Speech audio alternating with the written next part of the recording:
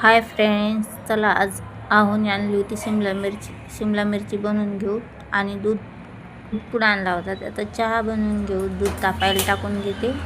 बघा माझ्याकडून कसे काम होतात. दूध पुडा पडाय गेले सांडून, नंतर चहा टाकला, दूध तापायला ठेवलं. चहा असा मस्त उकळून घेतला. ओतून घेते, आहोंना देते आणि मी पण घेते. मिरची घेऊत कट करायला. मिरची कट करून घेते. अर्धा किलो मिरची आहे.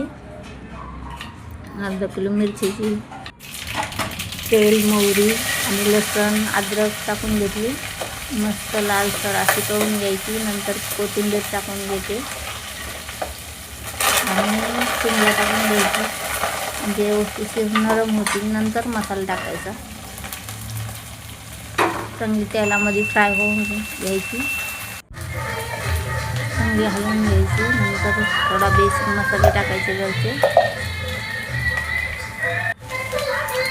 पेस्ट काढून घेतलेली आहे. कांदा, टोमॅटो, खोबरं, शेंगदाणे अशी सारी पेस्ट काढून घेतली होती. मस्त घट्टसर भाजी झाली आहे आपली. रस्सा भाजी केली मी मस्त पातळ.